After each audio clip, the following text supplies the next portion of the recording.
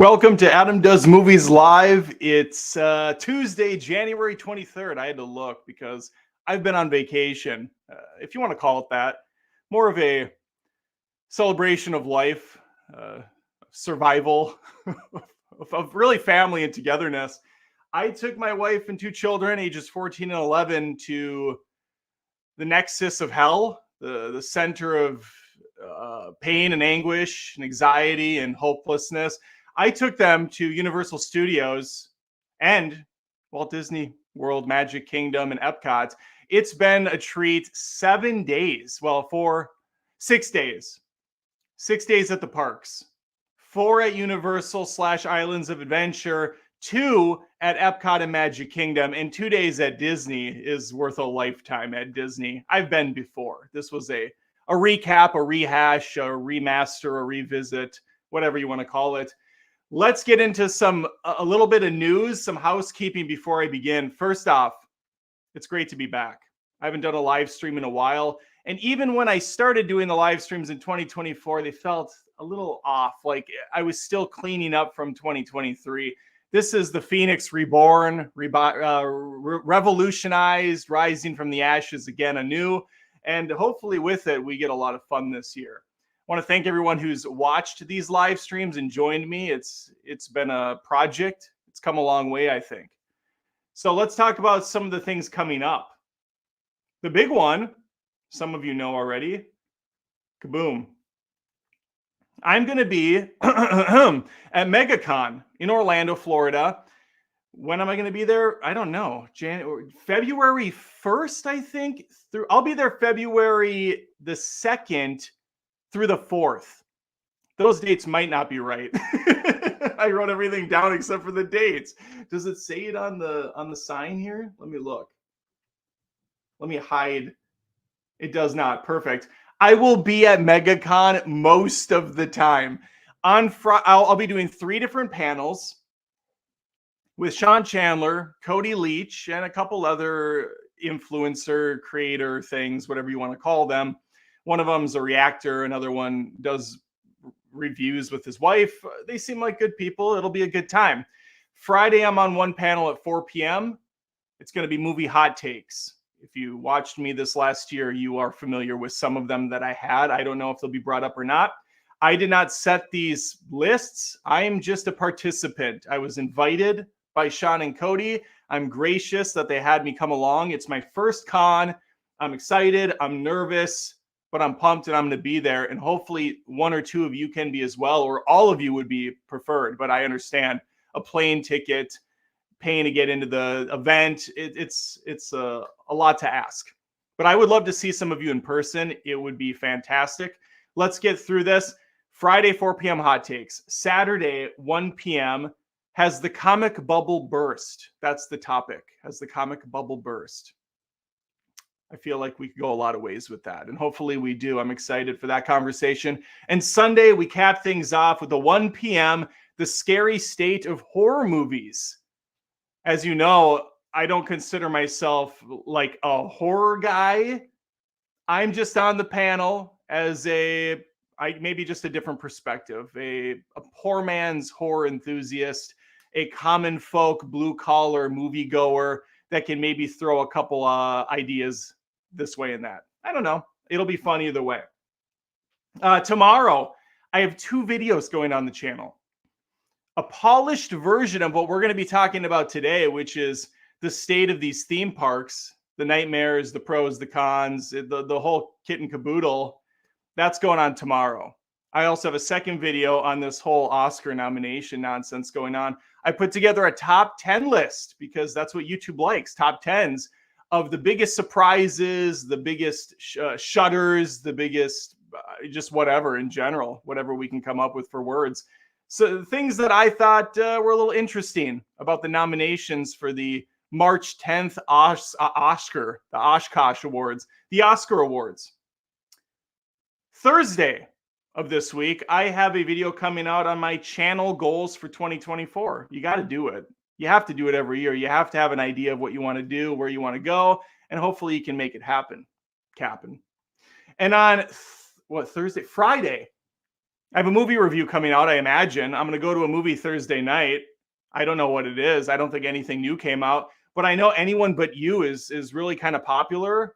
Made over $100,000. It's an R-rated comedy, rom-com type of thing. It looks like shit. I'll go to that and review it. Seems like that's what people are into, so I might as well give people what they want. Last and absolutely not least, and it's kind of related to Megacon, a massive shout out to Jan Rose and her husband, Jonathan, I believe is his name. I'm terrible with names. I don't think he ever really comments on the live streams. Jan does. That's a husband and wife situation. They met me at the Three Broomsticks at Universal Studios. I put out feelers. I said, hey, if anybody's around, kind of last second, but I'm going to be in the neighborhood. Come meet me. We'll talk movies or we'll just hang out for a bit. They jumped on that grenade, and I did meet up with them, and I said, hey, I need some food. Why don't we eat? So we grabbed dinner at the Three Broomsticks. I had some sort of a half a chicken deal with corn. It was good. I had some butter beer. We talked, we laughed, we hugged, we cried. We didn't cry, but it was a good time, and it was really awesome putting a face to the name. So shout out to Jan, shout out to Jonathan, or celebrity name Janathan if you must. I really hope that's his name and I didn't botch it. It's probably like Greg or something. But thank you guys for watching and for taking time to come meet with me. They are pass holders, so they didn't like have to buy a ticket to get into the park. They told me ahead of time. They go all the time. They can get in and out. Everybody knows them. Not a big deal sort of thing. Otherwise, I would have met them outside the park. All right. I think that's enough and we can get started. I should always start by appending the super chats are appreciated. I have racked up because of my irresponsibility as an adult and as a parent and as a man and as a father and a husband and a provider. I have racked up probably around $6,000 in debt because of this whole fiasco, this trip that I went to. So if we can offset at least 5% with super chats, that would be great. Really, really showcase what a pathetically irresponsible person I am by paying me. That would be a useful tool for me to get better. It's good education right there. Okay, let's get into this. Let me get this off the screen. We can just get full screen here. I got Hogwarts in the background. Oh, where do we even begin? I was going to prepare like a bunch of notes and a whole set list of things I wanted to cover. I notice we can move this camera down a little bit. I don't need so much headspace. And now the camera's going to fall and it'll be a whole thing. But for right now, we're just going to mess with it. That's probably fine.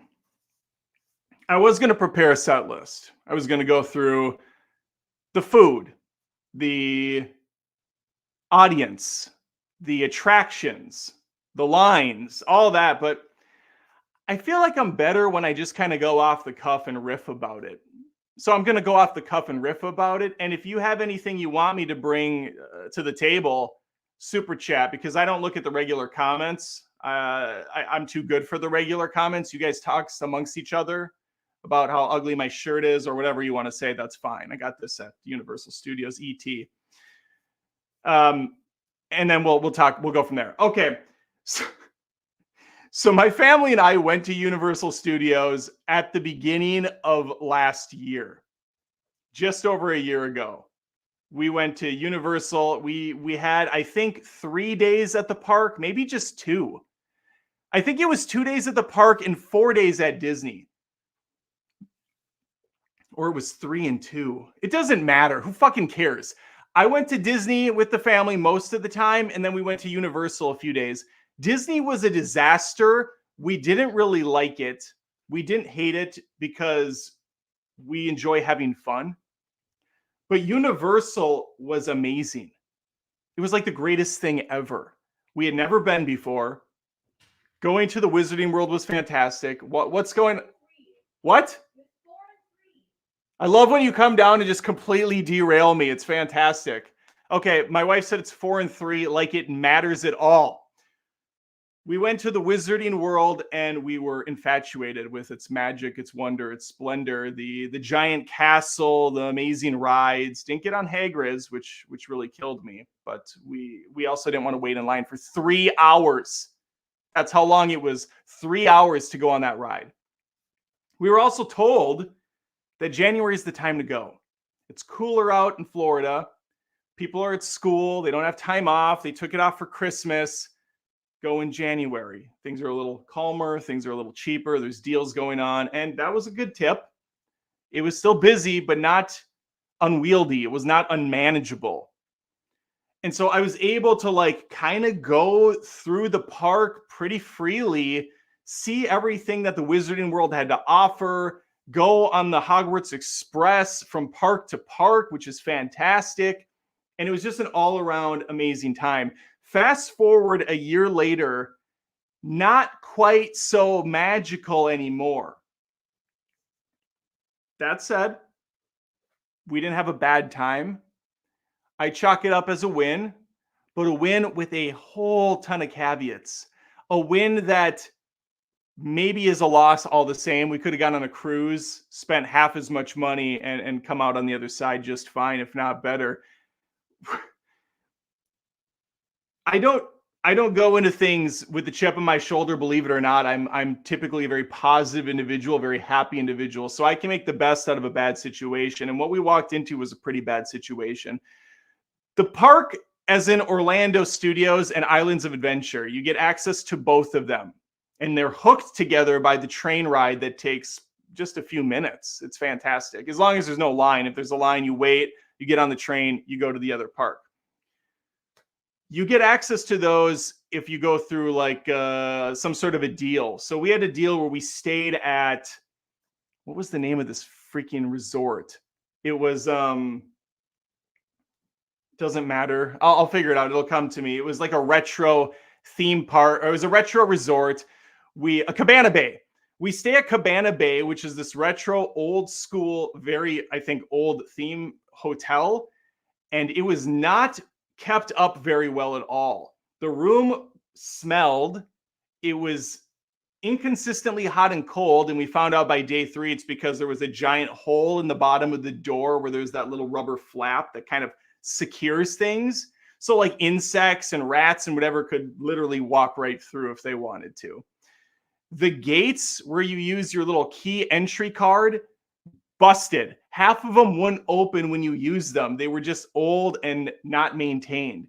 At one point, I freaking Jason Bourne ran up the side and jumped over the top so that I could open it for my wife and myself, because there was a little area to kind of, parkour around, Jackie Chan that thing. Otherwise, we would have had to walk down half a fucking mile just to U-turn back to get to the laundry room, because we did some laundry. We were there long enough. We didn't want to pack too many clothes. And so, yeah, even on vacation, I'm doing laundry. Oh, kill me. The food at Cabana Bay sucked. And it ran about $30 a plate. You get a slice, you get a little personal pizza. That's going to be about $25. You get a bacon cheeseburger with some fries and a drink. That's about $30. You walked away a family of 4, it's about $90 to $100 a meal. This was a massive leap from the previous year we went there. I'm talking like a 30% jump, it felt like. When we went last year, the prices seemed kind of decent compared to South Carolina, where we were living at the time, where the prices here seem to have gone way up as well, because there's so many people that moved into the state, including us, that we've ruined it, and they can price hike everything. So yeah, the food situation was bad. And I will also say, from like a dietary restriction needs, Universal was pretty terrible and Disney was fantastic. That's the one highlight I will give Disney over Universal, is they treat you well if you have an allergy, if you have a dietary restriction to dairy, or if you have a gluten allergy. There's typically a secondary menu they offer, or they have a chef come out and they'll help you. They'll hook you up. And they're very kind about it because they're paid to be kind about it, and they do a good job pretending that they like you, even though they probably despise you, and that's fair, and I respect that. Slept like shit. Don't think I slept more than 3 hours a night, and it certainly wasn't a consistent straight through 3 hours. I never hit that REM cycle. I never hit REM. Kids are tossing and turning. It's just an ugly situation at the park. By day 3, I'm completely drained. Lindsay's completely drained. And we just kind of powered through it. So we had 4 days at Universal. Now here's the real rub. Universal has this brilliant deal where they give you 2 free days. So you buy 2 days at the parks, and you can go back and forth, and you get 2 days free. But do you? They're wise enough to know that after 2 days, you kind of did everything you needed to do. You went on all the cool rides, you went to some of the cool attractions, and what do you have left to do with for the 3rd and 4th day? Spend money, buy merch, go to the restaurants that you were thinking about going. It's a brilliant way to get you back in the gates to spend a lot of money. And it worked. It worked like a charm. In 2024, it's going to run you $9. $9 fucking dollars. So a family of 3, because Lindsay doesn't drink it, that's $27 right there. That's basically 30 smackaroos. And I was hell bent on getting drunk on butterbeer, so I was popping 2, 3, 4 a day. So Han Solo. That's $120 at some points just on me. Oh no, I'm sorry, not just on me. On me and the family. 3, 6, 9, 120. No, yeah, that's me and the 2 kids. So on just me, 9, 18, 27, that's $36 a day, $40 a day.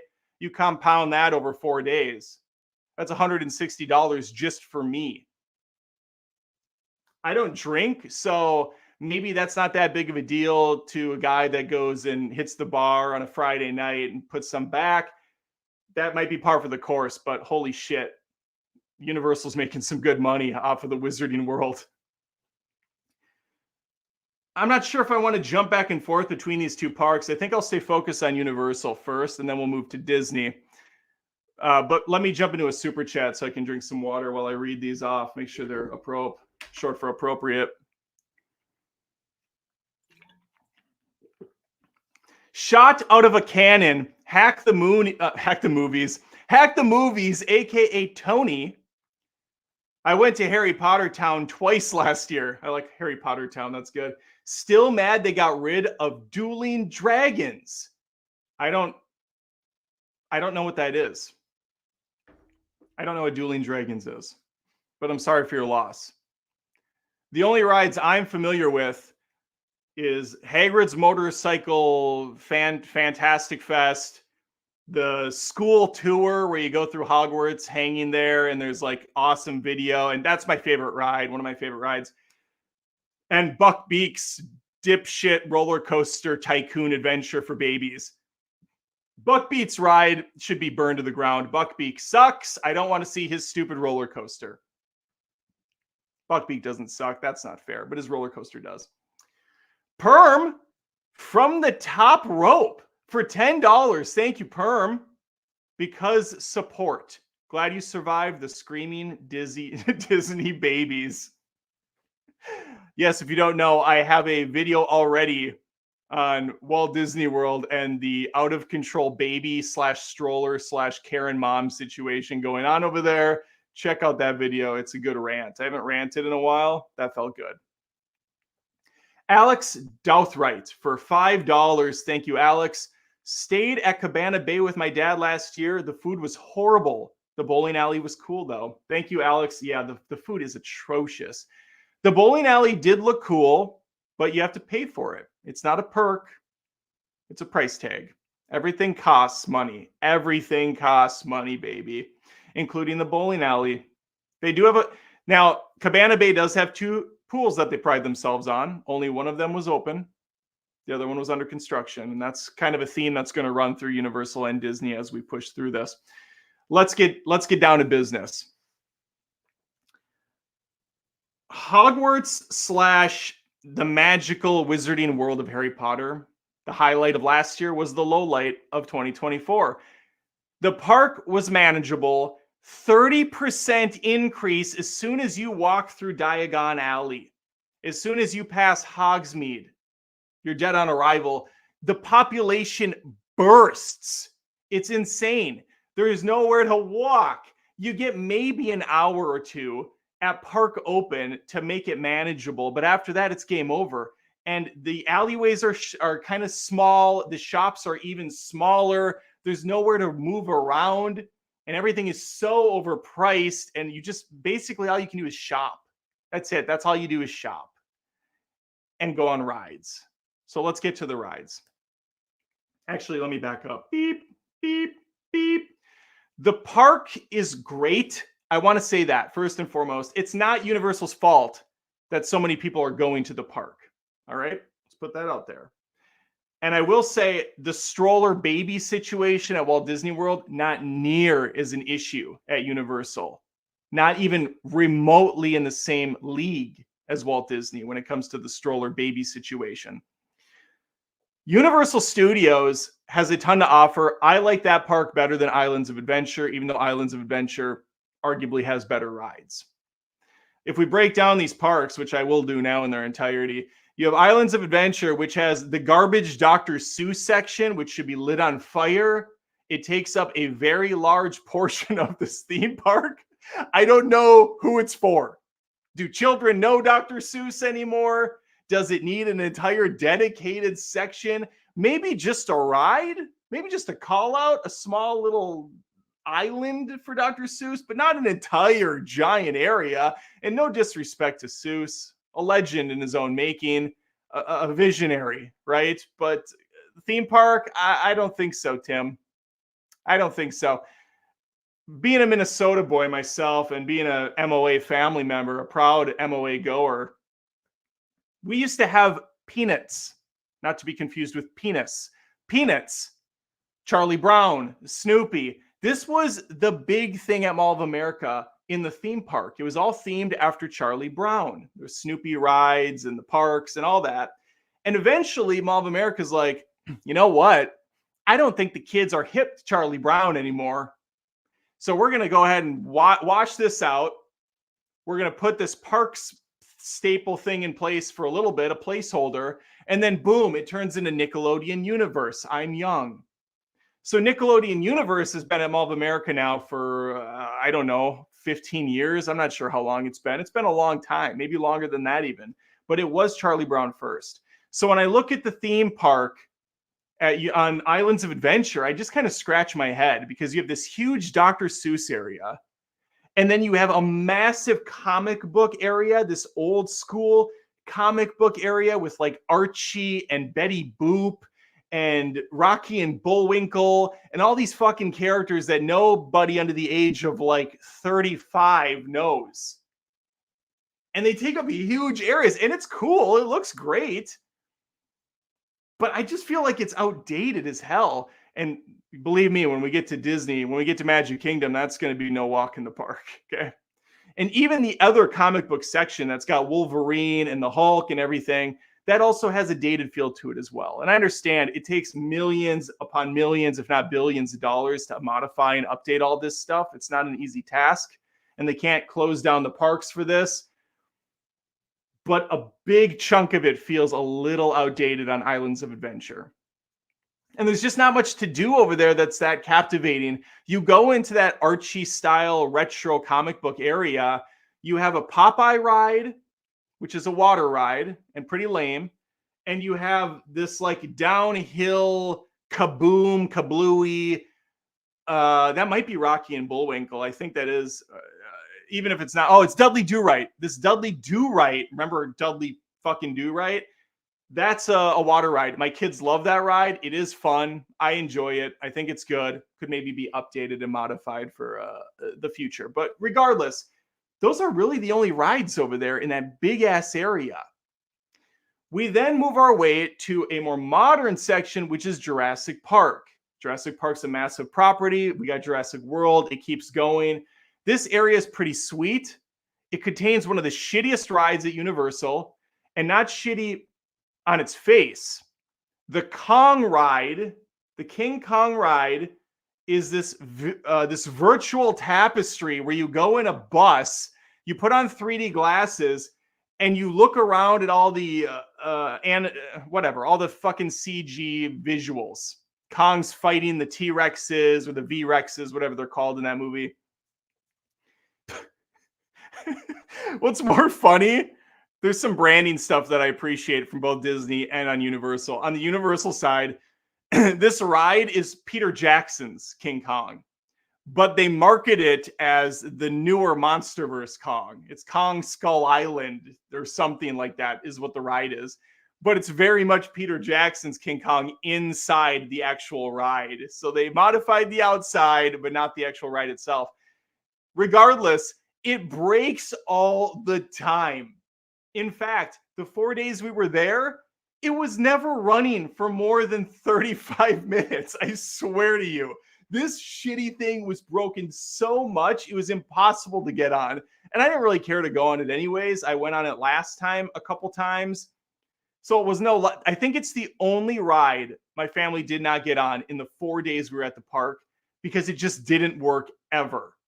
It's embarrassing that your ride is broken that much. Outside of that ride, there's some dumbass Meet the Raptors thing. I don't even know what it is, so maybe just ignore me here, but I'm pretty sure it's like an animatronic or puppet meet and greet with dinosaurs, clearly aimed at kids. And then there's another pretty decent section that's also for children, which is just a big playground that they can climb the trees and go on the pterodon ride. I don't really know what's happening there. It just seems like a complete waste of space. And I say this as someone that firmly believes that children under the age of 5, or at least children that aren't able to walk on their own and hold their emotions in check for the most part, should not be going to theme parks. So stop catering to them. Of course, to them, it's just good business to do it because that brings the parents in and the grandparents, and it's just smart marketing. But from a park going standpoint, it's miserable for everyone else. Again, we'll get there with Disney. Jesus, if I can make it that long, I'm going to talk myself to death. I have a Megacon to prepare for. The big attraction, there's two actually, but one of them I have yet to go on because I go in January and it's down in January. It doesn't go back up until late February, early March is what I'm told from the workers when I asked. There's a Jurassic Park water ride from the old school movie, and I'm super bummed I've never been able to go on that one. I'm sure it's great.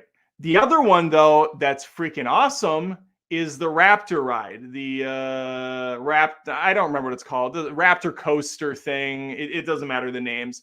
Basically, it's a fast freaking roller coaster ride. And in the line, you get to see Chris Pratt's Owen talking to you digitally on a video. You get Claire in the mix. You get the scientist Wu. This is the biggest compliment I will give Universal, and it is a massive one. They know how to make rides that break, but they also know how to just make great experiences. They get the actors, they get the characters, they set the stage. When you're waiting in line in a Universal line, you are actually part of something. When I'm in most of the lines at Disney, I'm standing there sweating with a bunch of other cows waiting an hour to go on a crappy ride that's 90 years old. With Universal, I'm already in it. I'm standing there being talked to by a character from the movie, or I'm watching the Hulk. I'm watching a Bruce Banner type individual go up onto this machine and turn into the Green Giant. There's just stuff to look at and do when you're in line. It's so much better. Now, it is still a line, don't get me wrong, but I find it is far more valuable from a production standpoint and from my time. I don't have a problem being off my phone and just kind of looking around and waiting.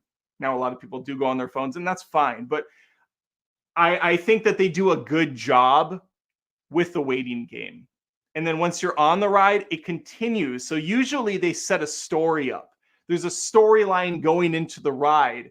And even the worst ride in Universal, not counting Kong for being broken, but just an all-around terrible ride, Fast and the Furious Supercharged, has such an incredible presentation for such a pile of shit. It really is a great reflection on the movies themselves. You go to this piece of crap, you walk through a chop shop, you get into the center area, and there's an actress there playing a mechanic who knows Dom and all the other Torettos and everybody else. And she has this back and forth banter with some of the actors on screen. So, of course, it's rehearsed. She pauses at the right spots and talks, and she's probably done this thing 9 million times and hates herself for it. I would. Regardless, she's put in the work. You then go to another waiting room that features another actor who's talking to Dwayne Johnson. And then finally, you get on the ride. It's a bus. I can't get over it. All right, what is Fast and the Furious known for? Muscle cars, hot women, explosions. What should we do for the ride? Let's put them on a bus. How stupid could you possibly get? Why are we not driving a super fast car? Probably because they already have that with the Transformers ride, which is freaking awesome. And also a spectacle. You got Optimus Prime in the mix. Peter Cullen's talking to you. You got some arbitrary generals setting up this situation. You're going with Bumblebee and Megatron's there and Starscream, and I'm a nerd, but I loved it. These rides are so much better pound for pound than what Disney offers now. There's a Minions section on the Universal Studios side. It's big and it makes sense. It's marketing to new generations and people that are like 20 and my age even. I like the Minions. I like Despicable Me. Branch that shit out. They have a new ride that's top 5 worst for sure. It's terrible. You have a toy gun and you shoot at characters on a screen. It's basically a video game and you're on a conveyor belt. So you're sitting here, oh, yay, this is freaking awesome. How fun. I'm aiming over there. My cursor's pointing the other direction. There's no feedback on the weapon, kind of like the Men in Black ride, which some people for some reason like. I think that ride's fucking trash. No feedback at all when you hit something. You don't know what you're shooting at. You don't know what's going on. What else do we have to offer on Islands before I move on, though? So we got Dr. Seuss. We got some comic book stuff. We got Jurassic Park. We have the Olympus section, which is basically dead on a ride. It's kind of dead now. There used to be a feature there that I went to last year before they closed it down. This was what we did last January. It wasn't great, but it wasn't terrible. It was kind of cutesy. There's an actor who you're trying to get away with. You're like down in Atlantis, I think, and you're going from treasure room to treasure room. And it's kind of an Indiana Jones-esque run from the boulder situation. It's charming in its own right, but now it's gone. So you have this big area with one of easily the best restaurant in Universal. I forget the name. I just call it Olympus. That's not what it is at all. I love it. We eat there every time. But I don't know what they're going to do with this section now because there's no ride and it just kind of exists for the restaurant and for this really fantastic background setting because you have the giant god titans and it looks fantastic. We got a super chat before I go any further. $2 from King Cold. Looking sharp at him. It's the ET. Thank you, King. It's the ET. I had to. You know, it was a little brisk when we went. It rained a little bit off and on, so I had to get a sweatshirt, which I just don't usually have to wear in the South ever. And so I thought, what do I got to do to get a decent sweatshirt here? And I found ET, and he reached out to me and he was like, Adam. By the way, the ET ride. We'll get to it. Okay, I got to finish Islands of Adventure. So Islands of Adventure, the last area outside of kind of a forced Arabian section that's weirdly out of place, I think, leads into Hogwarts. So you have the giant castle, which is freaking amazing. It looks awesome. You got a butterbeer station, you got 3 broomsticks, and you got the rides, the 3 rides I mentioned before, 2 of which are phenomenal highlights of the park. My go-to rides at Islands of Adventure. We got Hagrid's ride if the line is 45 minutes or less. Velocicoaster. I remember the name now. It came to me. The Hogwarts, whatever, school Quidditch adventure. I love it. I eat it up. Yum, yum, yum, yum, yum. Hulk. The Hulk roller coaster is awesome. It does kind of shoot its load in the first half. The intro is amazing. If the music's working, which it did 20% of the time I went on it, epic music blasting in your ears, and you're off to the races. It's a great ride. So I think those 4 or 5 really solidify how fantastic that experience is. And I'm sure if I had that Jurassic Park water ride, I'd throw that in the mix too. But unfortunately, I've never had that luxury. Off on the Orlando studio side, which I prefer because I like the overall themes better. And as a movie guy, it gives me more variety. You have the Hogwarts stuff still. You got Gringotts Bank, and that has the Escape from Gringotts. Really great ride. I love that thing. It's on par with the Hogwarts one. It's more updated. It's got better visuals. You got Bellatrix Lestrange in the mix. You got Voldemort himself, he who shall not be named. You got Ben. I believe it's Ben Weasley. Kind of getting his time to shine. I think he has more time in this ride than he does in the entirety of the film franchise. He's in the mix. I met my buddy and his family there one of the days. It was just this awesome coincidence that they happened to schedule a vacation the same weekend we were going to be there. And we had talked about it previously. So it was a really fun surprise when I found out he was going like a month out.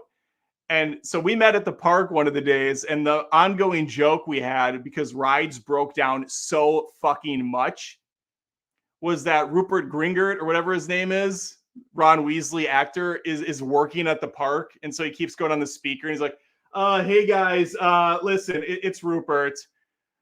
We got a bit of a mess back here, but hang tight. I'm working on it. I'm in the mix. We're getting things going. So it just kept going on every time we went somewhere where there was a long line. Like Rupert's working behind the food counter, serving food. And I don't know. We thought it was funny. Hey, it's Rupert, Ron Weasley. You may know me as, yeah, I'm here. I'm at the parks. I'm doing it. Orlando side of things has Gringotts. I think that's the only ride in that Harry Potter section. It feels maybe a teensy bit bigger because it's got the whole back alleys and it's got some different shops. It's definitely more touristy on it. But then that leads into, you have the outskirts, which have Men in Black, and then there's the Simpsons, which is fantastic. I love that whole area. Even though there's only really 2 rides, one of them's a lame little kitty alien thing, and the other is the 3D Simpsons. I'm sorry, it's not 3D. You don't need glasses for it, I don't think. No, you don't need glasses, but it's one of those kind of mine ride type of things where you're just sitting in a car with everyone else and you kind of get jerked around a bunch. I'm not huge on it being that ugly 3D Simpsons model, like the Hit and Run and all those old video games. I wish they would have found a way to do the 2D style animation like you're seeing in films now, like Spider-Man and Ninja Turtles. Perhaps they can upgrade it at some point. I think it's due for an upgrade because it definitely feels weird as you're going through the lines, looking at all the clips of the classic show and even the custom created 2D animation for the ride itself, to then jump into the ride and have it be that ugly 3D look. Regardless, it's still a pretty fun ride. DeLorean is sadly the only representation of Back to the Future that I saw It's just a sad DeLorean car sitting by itself, unless you count a terrible Doc Brown impersonator who's walking around. He was really bad. It's nice to see Doc, but not like that. Not like this. Not like this. And I think it's the same actor that's on standby for Shaggy at the park, because you'll see the Mystery Incorporated gang. He's a better Shaggy than he is a Doc, if it's the same guy, and I think it is. Moving on from the Simpsons area, what do we have? Oh, okay, so you have the Minion stuff, and then you have, this is another weird one. My kid's favorite ride is this rockin' roller coaster, Listen and Grip It and Rip It, or something it's called. Last year, there was an awesome selection of songs with some deeper cuts. I'm blasting Paralyzer by Finger 11 while going on an awesome roller coaster. I'm having the time of my life. I throw on a little No Doubt at some point. There was a lot of awesome songs. This year, there were 4. Something by ABBA, which not really I like ABBA, but not really pumping me up for a roller coaster ride. Freaking Black Parade, which takes a full minute or so to even get going. So the roller coaster's done before the song even kicks in. And Humble by Kendrick Lamar. What is happening? What is going on? This ride prides itself on having all this music, and it had 3 or 4 tracks. Still love that ride. I think my kids went on it 10 times in the 4 days we were there. You move on from that, and here's the weird one. Jimmy Fallon. There's a Tonight Show ride, and Jimmy Fallon's all over this thing. Merchandise with him. He's fully ensconced in this ride. He jumps in a car, and this ride's way better than it has any right to be. It's very polished. It's very quick. It's another stadium seating kind of one where you're just getting moved around, and it feels like you're going places like up to the moon. I do have issues with it, though. I feel like if you're going to do a Tonight Show with Jimmy Fallon, maybe have some other celebrities thrown in for fun. Because the whole point of the Tonight Show is that he has big guests like Taylor Swift and he's got Ben Stiller, and he's got Jim Carrey, and he's got Zendaya, and whatever. He's got everybody. So it was weird to go on the ride. And it's just Jimmy Fallon and the Roots on occasion. And it also kind of is weird to go all in like that on an actor, especially in this whole post Me Too movement where you can get canceled for anything. To just fully brand themselves Jimmy Fallon ride is pretty bold, a little odd. And I prefer Conan O'Brien. So it would have been nice to get a Conan O'Brien ride, or it would have been cool to have a kind of a throwback to all the hosts and not just Jimmy Fallon. And what happens when he's gone? Do they rebrand the whole thing with the new host? A lot of questions, but still a decent time, still a decent ride. The Mummy is I think that's the last big ride that I can think of. I didn't mention the shitty Doom Tower drop on the other end of the park. That's lame as crap. The Mummy is awesome. I didn't remember it being that great last year, but I went on it like 3 times in a row because there wasn't much of a line. It's mostly in the dark. You're down inside of a pyramid. There's torches, there's heat. It's dropping you backwards. It's crazy town. It's an awesome ride. Great experience. So the overall thoughts on Universal. I'm sure I missed some stuff, but I'm talking fast and loose, and we haven't gotten to Disney yet even. I really like the parks.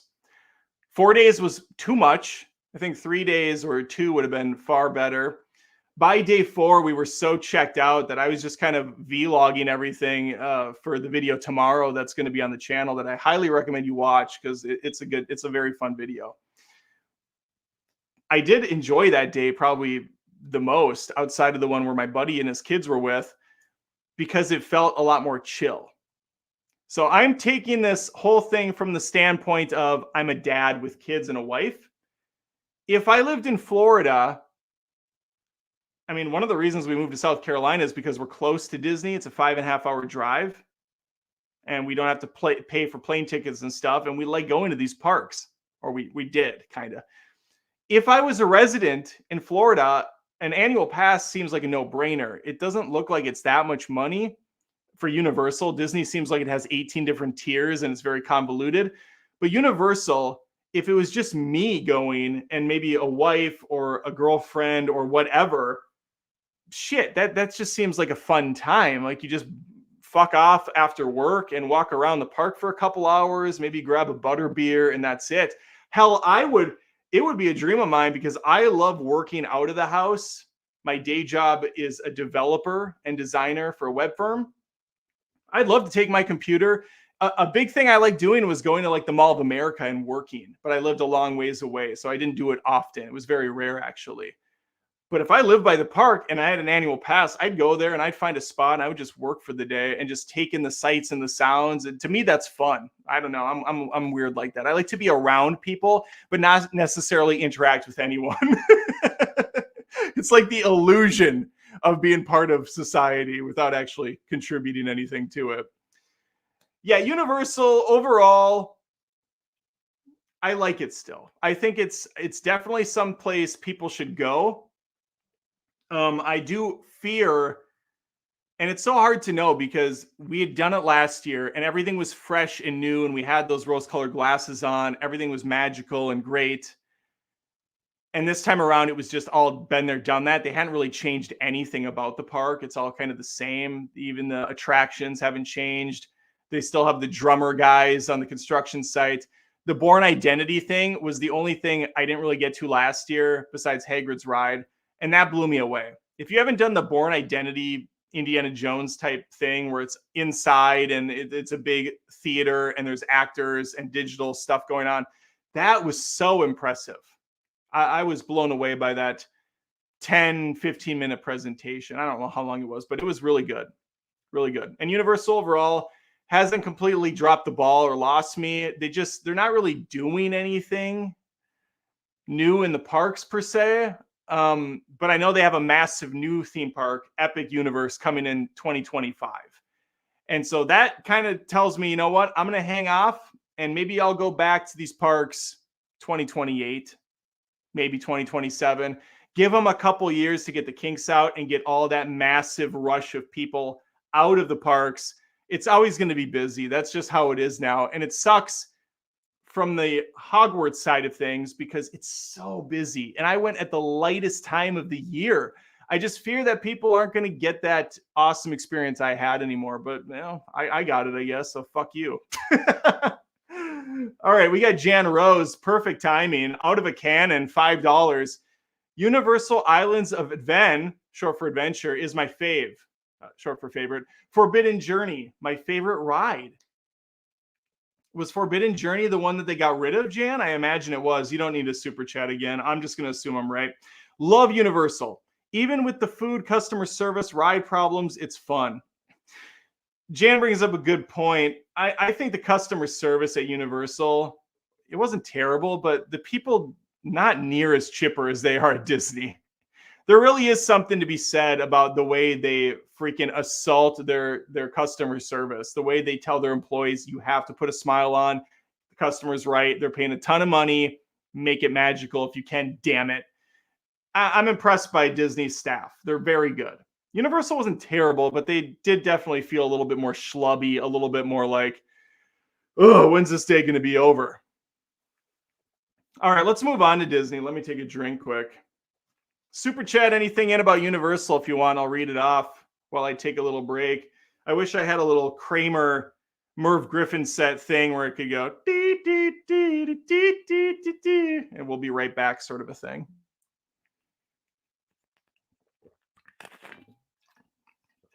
Is my wife texting me while I'm drinking water? Don't forget my nightmare on Gringotts. Ride broke down right before they shoved us off. Oh my God, Lindsay's so traumatized by this stupid thing. Okay, yes. I mentioned the rides broke down a lot. Ridiculous amount, honestly. And Lindsay, who's my wife, who's scared of rides, I give her props. She goes on more than she can probably handle to her benefit. But she goes on Gringotts, her favorite ride at Harry Potter Planet, and it breaks down The one time I'm not with her because our friends were with, she went with some of them.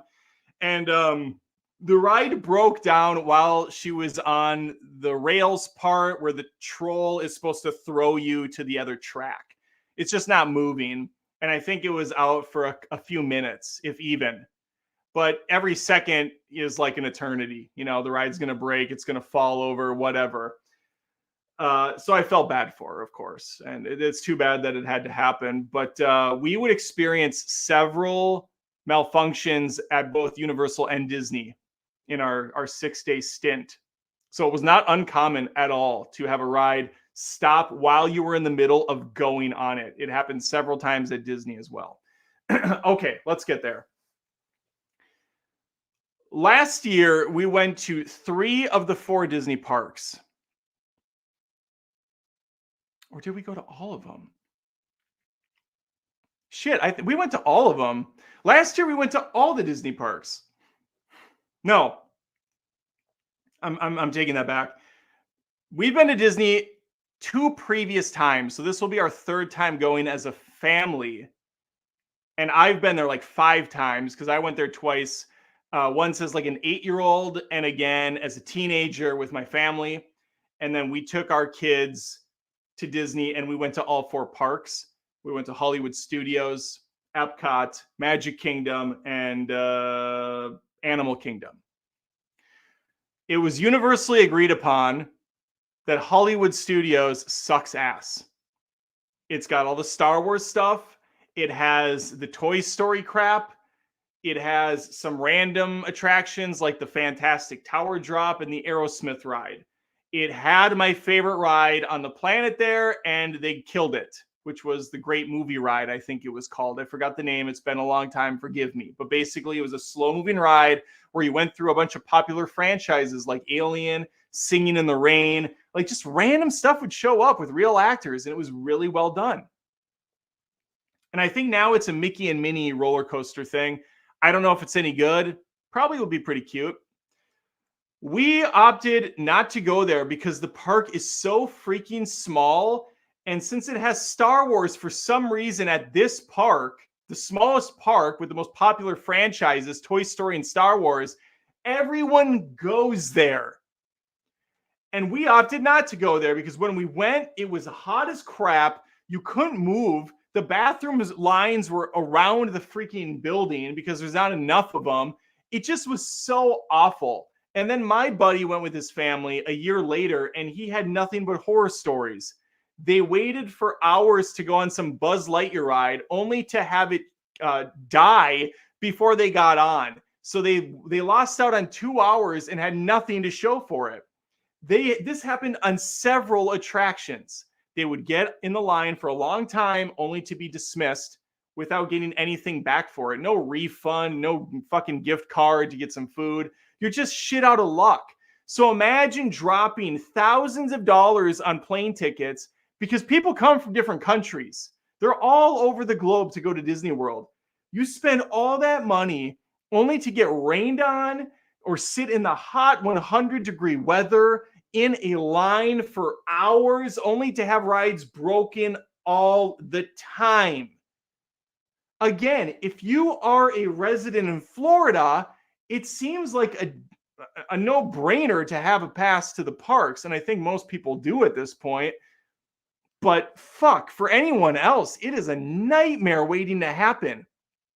I have to be incredibly lucky when it comes to theme parks, because the fact that I've managed to go now 4 or 5 times to these places and not have terrible scenarios, at least one of them, that's kind of a miracle.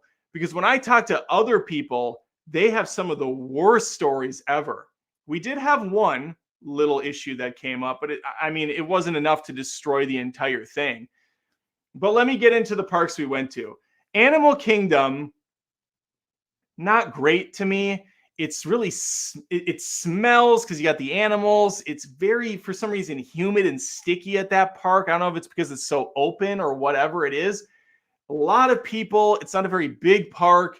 And the attractions are very minuscule. You have a dinosaur ride from the movie Dinosaur. Remember that? That's kind of cool.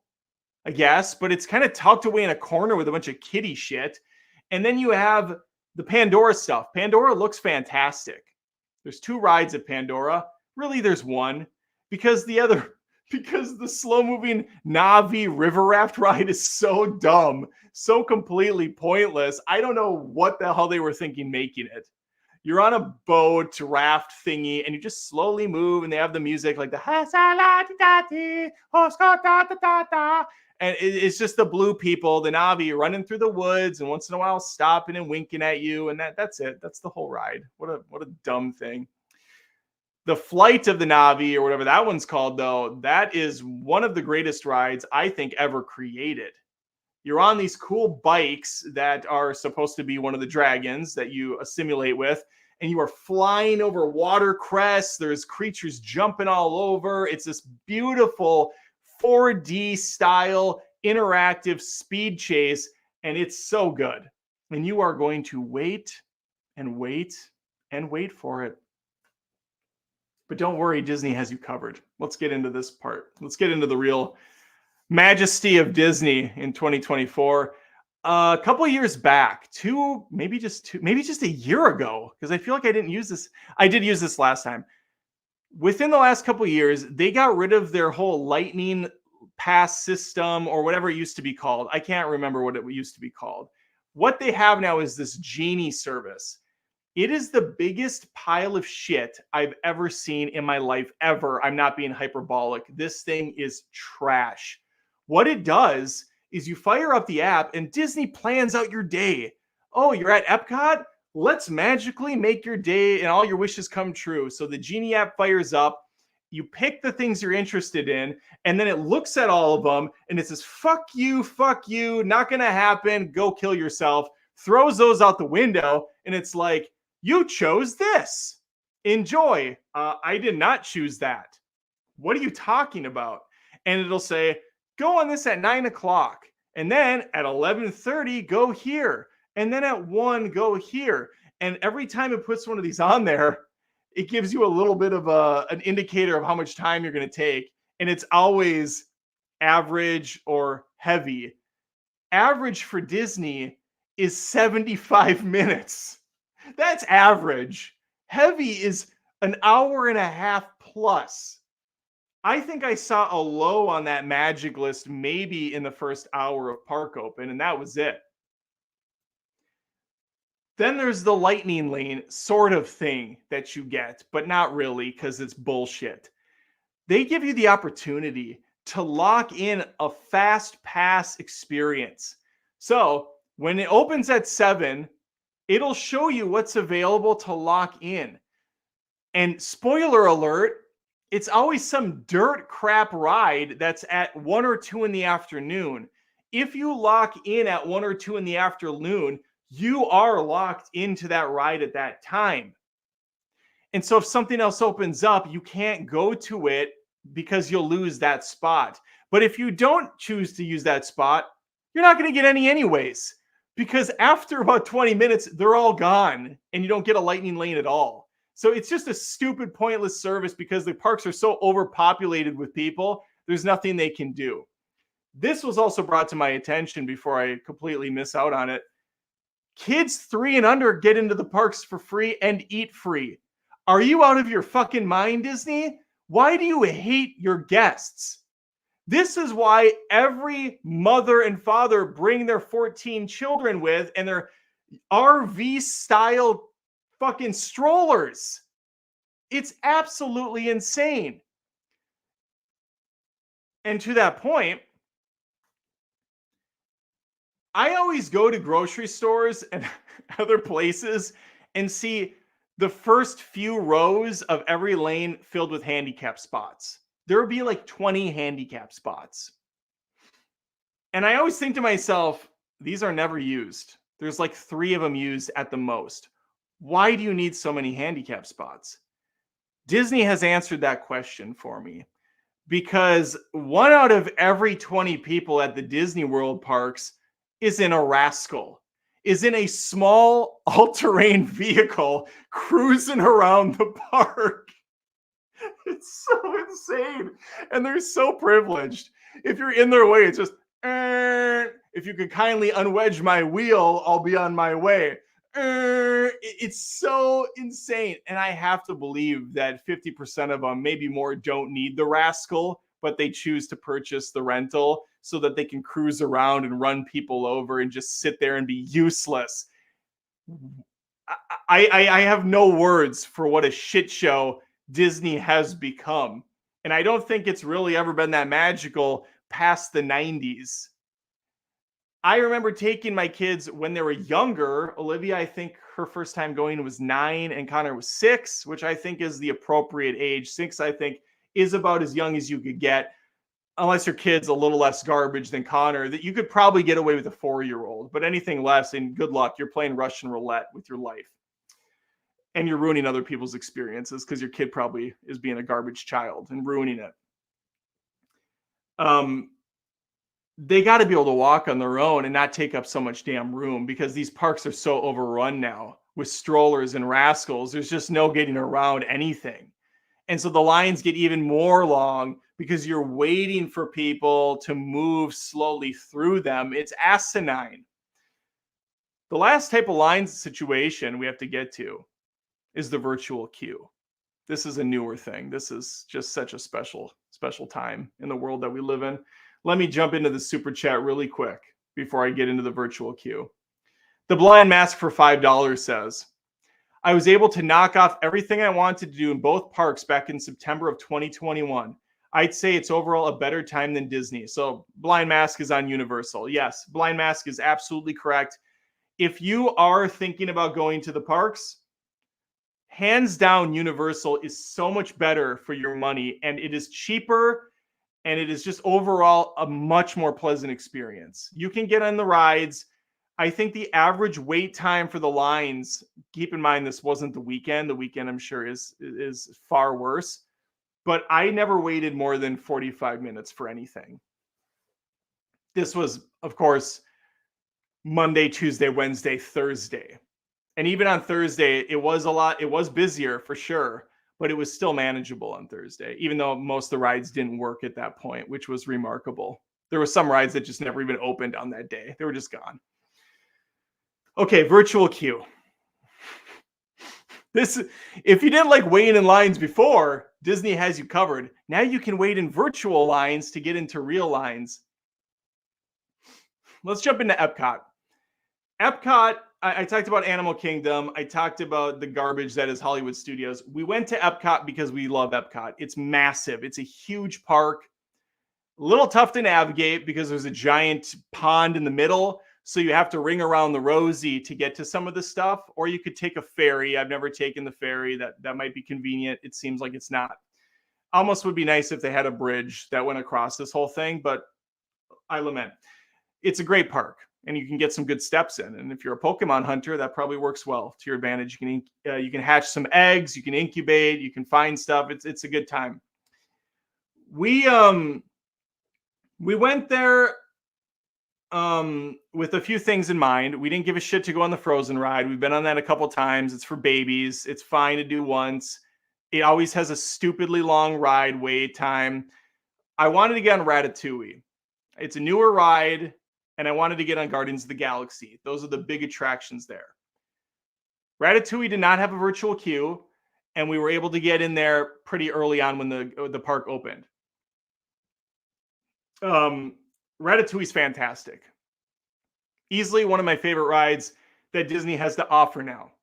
Ratatouille takes a page out of Universal, and it combines physical properties with virtual properties. So you get in the cart, and you go on this little Remy adventure with the mouse as he's cooking, Chef Remy.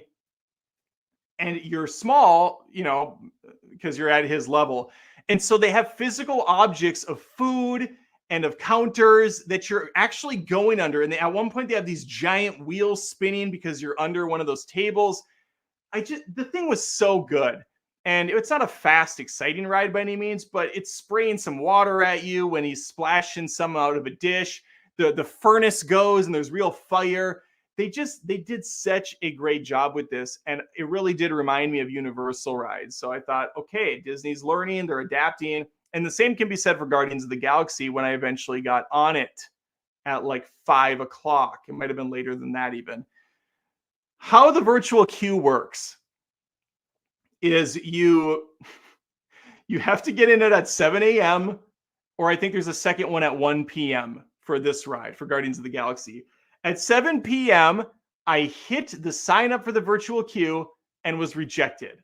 That's how many people were already in the virtual queue for Epcot at 7 in the morning when you could first do it. It was done before it was even 7:01, before it was even 7:10, like 7 o'clock and like 10 seconds. It was close within 10 seconds. At 1 p.m., I was able to successfully get into the queue with my three kids, with my 2 kids. Lindsay was not going to do this one. So after you're in the virtual queue, it gives you a group number. We were group 110 or something. And so from there, you have to just keep an eye on the app while you're doing other things, and you can kind of chart how far along it is. And eventually your group will get picked, and you have a 1 hour window to get into the line, a real line. So a digital line to a physical line. How fun. The physical line took an additional 1.5 hours. It doesn't tell you that though. You have no idea how long it takes. And when you get up to the ride, there's no counter up there like this is going to be 90 minutes. There's nothing. You go in dark.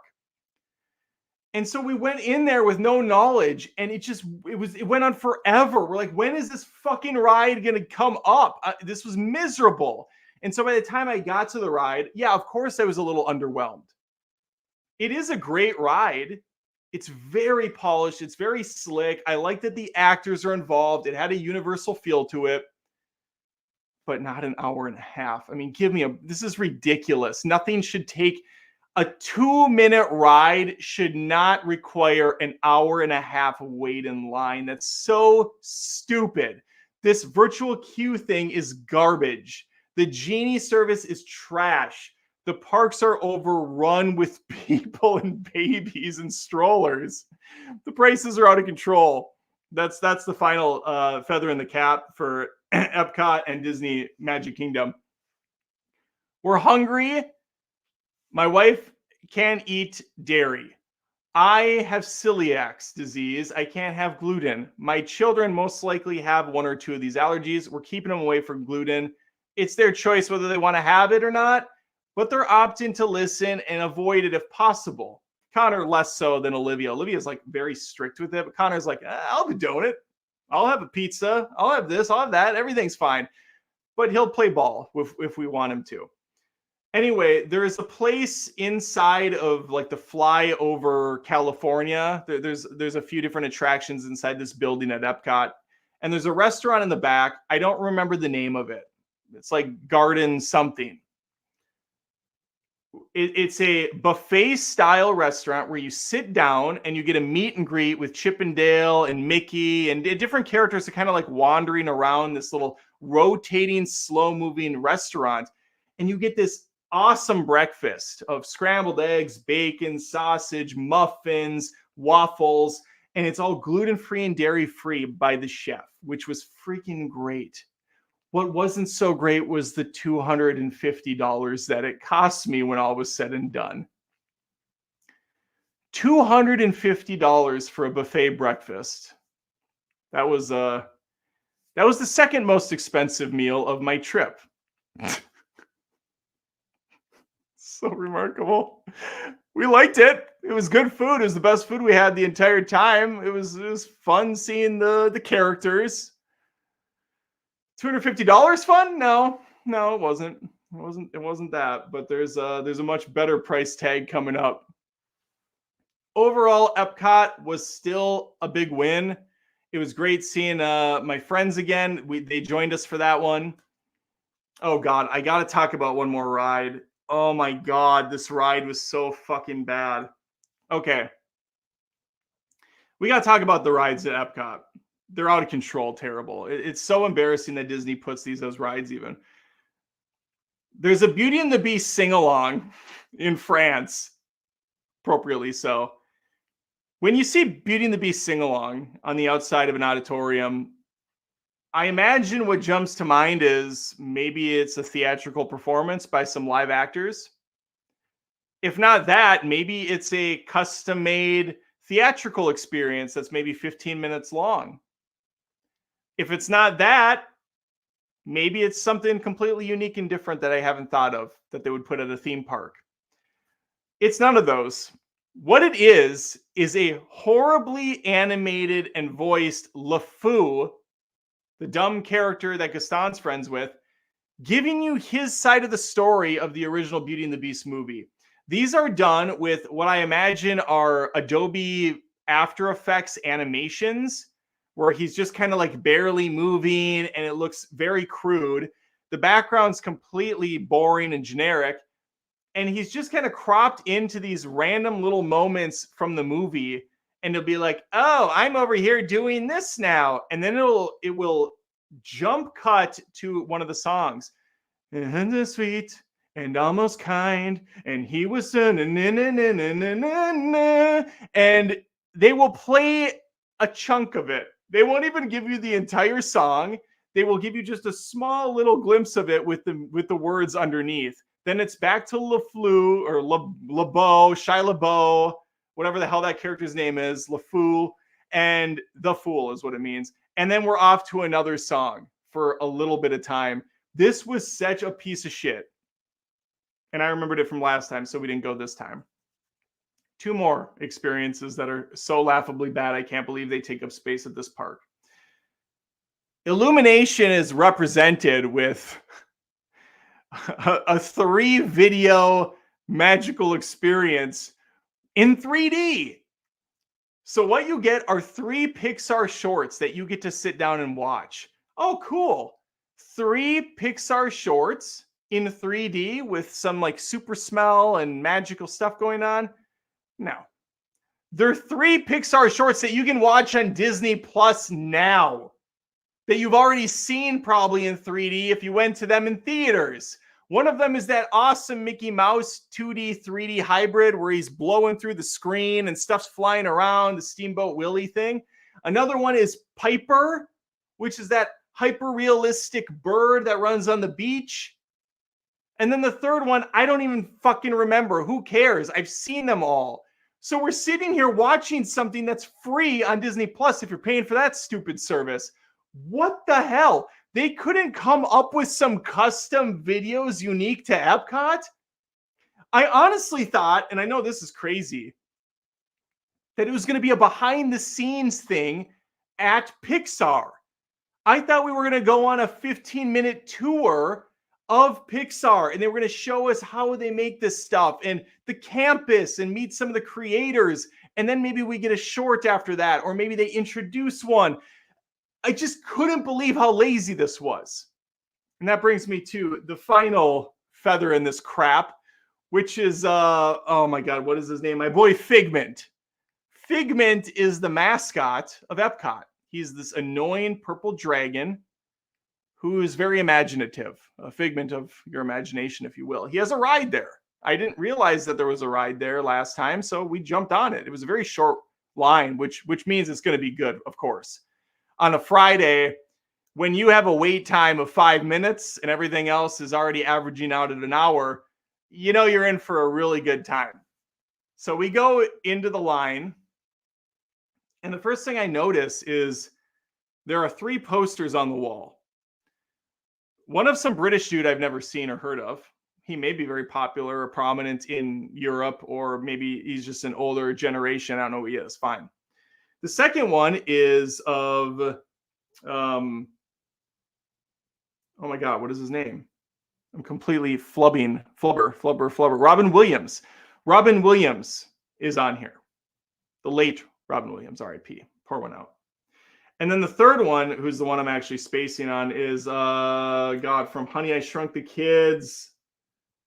Oh my God, it's going to dry. I got to look it up. Honey, I Shrunk and Ghostbusters, the kids. Oh my God, what is his name? Normally I wouldn't do this, but I'd have to think about it and get it because it's cheating for me to look it up. But because I'm live, Rick Moranis, Jesus, Rick Moranis. Okay, Rick Moranis, Robin Williams, British guy. They're all on these different posters with just plain white backgrounds. And it says, meet the professors or the people that work at the laboratory. And so I'm thinking to myself, as this awful garbage ride is going, where we are slowly touring this imaginatorium where Figment is being annoying as shit, and he's talking about the different senses in the most lazy way possible.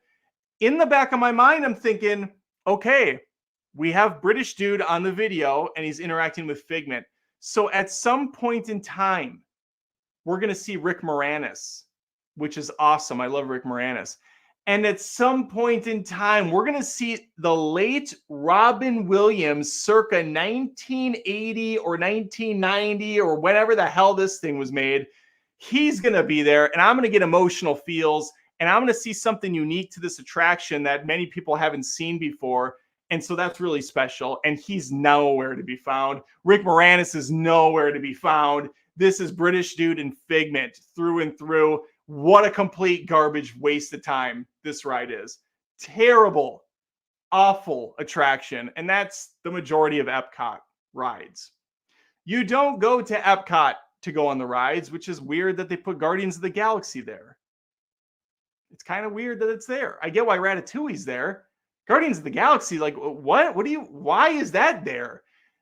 Epcot's about the different cultures. You go to Japan, you go to China, you go to Europe, you go to America, you go to, I don't know what else the hell, Canada's there. And you try their foods and you try their drinks and you look at a little bit of the shops with the different cultures. It's very fun to just get around, go around, and the art stuff is going on right now. And I'm a big art guy. And so I like seeing the paintings. It's fantastic.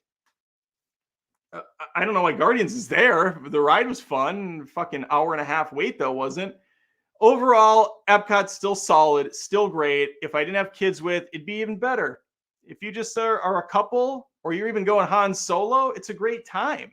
It's another place where I'd love to set up shop with a laptop outside and just take it all in, as long as it's not a gross, humid day out. But right now, it's peak time to go. And so Epcot, yeah, we really enjoyed our time there, even with all the stupid rides and waste of time lines that we sat in and the insanely overpriced breakfast. I chalked it up to a win. Magic Kingdom is not a win. Magic Kingdom is just terrible. It's bad. It's bad. It's bad. There's no magic left in that park. And I felt truly terrible for the people that went there on a Saturday. We picked Magic Kingdom because we have a 5.5 hour drive, 6-hour drive back. So we thought, okay, this package came with 2 parks and a resort stay at whatever the movie, I don't remember the name of it, movie resort. There's the sports resort, there's the music resort, and I think it's the All-Star Movies or something. That's the one we were at. And I'm honestly bummed we didn't get to spend more time there, because it was actually a cool resort and they upgraded the rooms. The rooms were very nice. The fake hardwood floors, the beds were soft. They weren't hard as rocks like Cabana Bay. I got a good night's sleep. I was very impressed with the service. The staff was great. It was clean.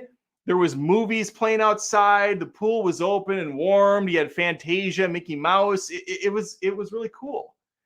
And the food court was much better. The food was much better. So I really liked that place. I honestly could have just stayed there for the day. They set up the resort in a way where you don't have to go to a park. You could just chill there and have your kids swim, take in a movie at night, eat at the food court. There's plenty to do. I liked it. So we stay there. We get up early. I get up early to get in that dumb Tron ride, because there's a new Tron ride at Magic Kingdom. It's basically the only ride to go on there. And so you have a virtual queue at 7. And I got into that bad boy. But I know in the back of my mind, we have to leave around 1 or 2. That's why we chose Magic Kingdom, because we thought, all right, my wife loves the Haunted Mansion. It's a pretty easy one to get in on if you get there early. We'll do Pirates of the Caribbean. It's right by there. It's a dumb ride, but it's cute and fun. And then whatever else we can do, we'll do. So I get in the line for Tron. I'm number 86 in the queue.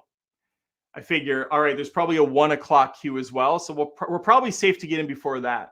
No, no, no. We were not. We did not get called upon, and we had left the park at this point. We gave up until 4:30 p.m. We signed up for it at 7, not called upon until 4:30 p.m. What a nightmare. Welcome to Saturday at the park. We did get on the Haunted Mansion. It did kind of have issues 2 times. Once at startup, it didn't go right away. And then at the end, we were stopped for a good 30 seconds, but then it moved along. We were able to get on Pirates of the Caribbean. This ride is hilarious. Much like the rebrand they did at Universal on Kong, they did the same thing with Pirates of the Caribbean. Since this ride's old as dirt, like everything at this park, there is nothing there as far as story. It's just a bunch of drunken pirates having a good time. But then the movies come out, they're massively successful. So Disney, instead of upgrading the ride in any like decent capacity, they do the bare minimum and just shoehorn Captain Jack Sparrow into random sections. He'll be like popping out of a barrel, or he'll be just kind of like hiding around a corner doing his, weird little Mick Jagger thing. And then they added a big section at the end where he's just chilling like a boss in a throne with his treasure. And they made a little kind of story around it half-assedly. But it's so funny because the entire ride, you just hear guys randomly be like, "Bring me Captain Jack Sparrow. Captain Jack Sparrow's after the gold. We have to stop him, mateys." It's just so dumb. And it's kind of funny because of it. So I eat that up. I thought that's hilarious. But imagine if Disney actually put in some work. They can make a really cool Pirates of the Caribbean ride.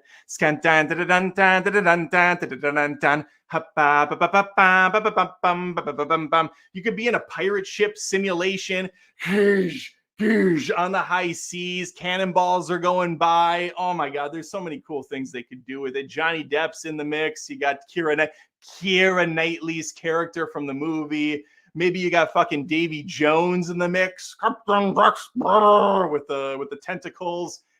Oh, it bums me out that there's just so much Disney could do, but there's just no way they'll do it because they're making literal billions of dollars at their theme park every single year because so many idiots like myself continue to go there and give them thousands of dollars on trash.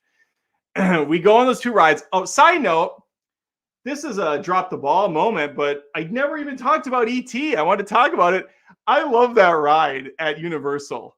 It's about as old as the Pirates of the Caribbean. You're on this ghetto ass bike and you're kind of like soaring through the sky. It's really cheesy. There's these animatronic characters like stop, and it's recreating the scene where E.T.'s obviously flying the bike away, Elliot, and you're trying to get away from the authorities. Steven Spielberg introduces this ride on some ghetto ass old school TVs in the corner. He's like, "Oh, hi, I didn't hear you come in. I'm Steven Spielberg." And he walks in from the woods. He's like, "Oh, hey, I'm Steven Spielberg. I made E.T. I'm the director." And then they animate in this really terrible version of E.T. next to him. Steven, phone home. And Steven's pretending to talk to him. I love it. It's so dumb. And you go through the line. This is so funny. This is so funny. You go through a line and there's a person on both sides who you tell your name to, and they give you a little punch card. And then when you get up to the ride, you hand this card to the person working there. Because at the end of the bike ride, E.T. is going to be there and he's going to go, "Goodbye, Adam. Goodbye, Connor. Goodbye, Olivia." It's so good. It's so stupid. They force a line for this dumb, antiquated thing that no one's impressed with, and it almost never works. When we went on it twice because I love it because it's so dumb, and it's just there's some charm to it. There's something really charming about this ride, and fantastical and bizarre, and it's quirky, and I love it. We go on this ride twice, and last year we went out like 3 times because I eat it up. And I don't even love the movie, but I had to get the sweatshirt. And I'd say 1 out of the 5 times it said my name right One time I was Aaron. One time I was Alum. The last time we went on it, our names weren't said at all. I'm pretty sure he was saying the name of the cart before us or the cart after. Who knows? Why are they still doing the name thing? You could just bypass that completely and lose nothing. Because ET's still there, like, meh. Or just have him say nothing. Just you could take a sample from the movie. Who knows? It's so funny though. Okay, we got one more from Jan Rose here before I continue. $5. Thank you, Jan. Love Epcot the most, but not sure how long we'll have Disney passes because Universal is better and has HHN. What's HHN? Also, what are you going to wear from Megacon? I'm sorry, I don't know what HHN is. I got to think about that.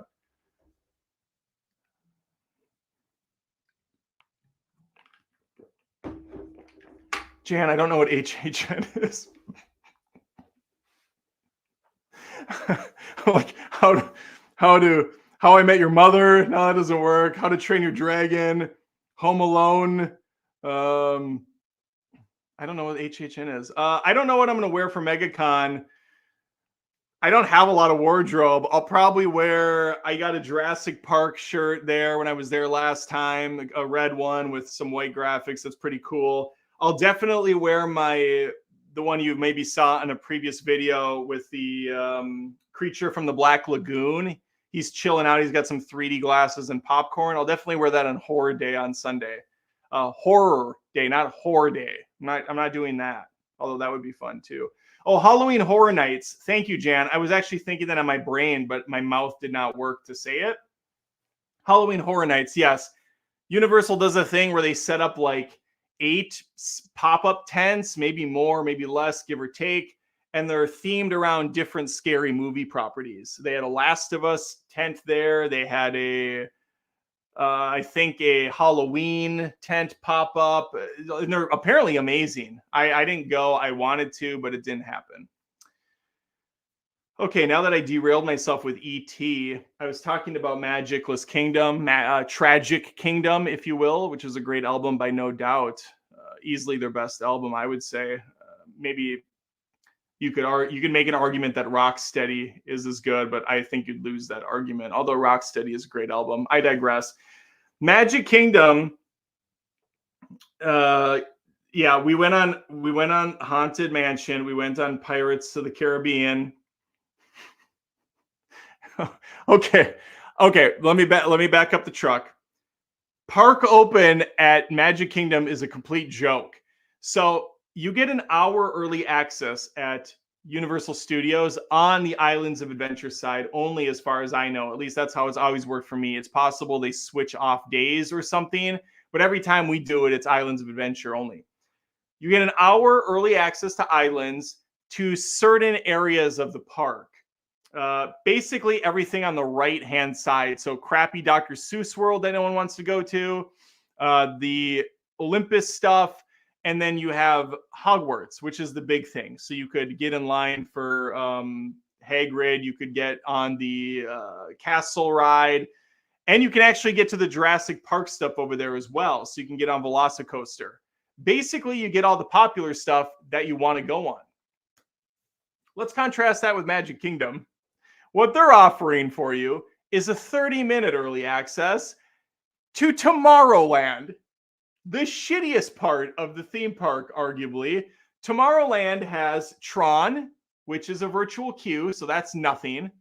It has the go-karts, which aren't really go-karts, the speed highway, I don't know what they're called. It is such a dumb, pointless ride. You sit in these stupid cars. They're on a metal track, so all you can do is smash back and forth for about 2 feet on each side, and you can kind of bump the person in front of you.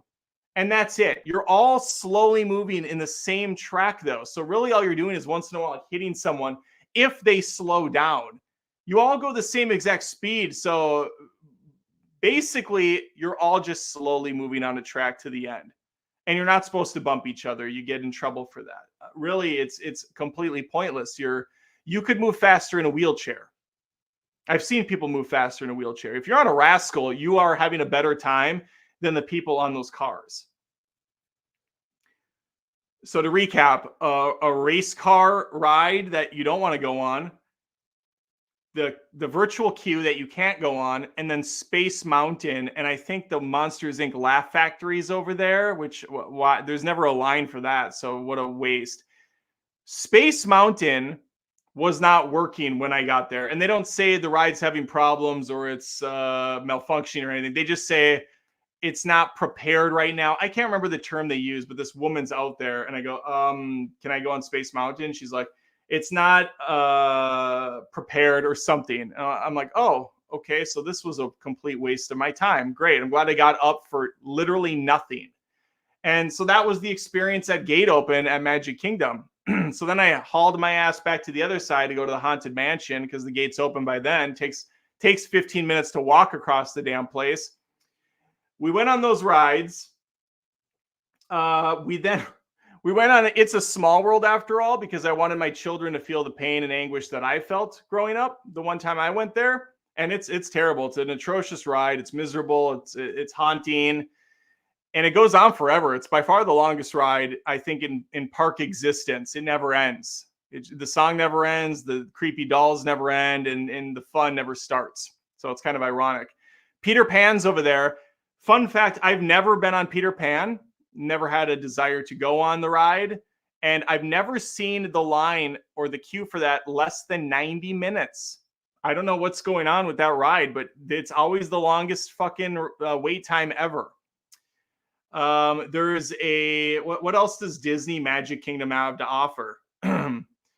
It's got Dumbo, which is just nothing but slow moving fat elephants.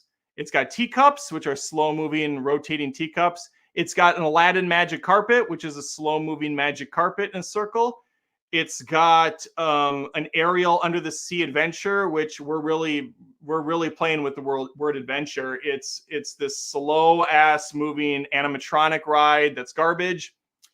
None of this stuff's good. Snow White and the Seven Dwarves is a baby roller coaster. There are 3 attractions that used to be really cool and popular, and those were the mountains. You had the Splash Mountain, which is no longer available. That's being rebranded, I believe, Princess and the Frog. Space Mountain, which kind of runs on sticks at this point. You feel like you're going to die going on that ride, so I didn't really care that I didn't get to go on it. And Thunder Canyon, I think it's called. That might not be right. That's not right. Whatever the train roller coaster is, and that one's good. That was also not working, or it wasn't available when I went. So 2 of the 3 roller coasters really for adults were not available, and the 4th one was locked behind a virtual paywall. And I say paywall because you can actually pay $15 as a single rider to get into the queue. Isn't that a great time? And hell, if I was a single rider, I'd probably do it because everything costs $30, so $15 seems like a steal of a deal. Let's talk about the greatest thing that I did, the greatest purchase I made. And I say this with a giant amount of irony and self-awareness, but also kind of, I wouldn't say I regretted it. And that's crazy to say because this is a ridiculous amount of money. We went to the Beauty and the Beast luncheon. We got in, and we were told after getting in the door that it's a 3-course meal, which already says to my mind, yep, this is going to be a $250 meal.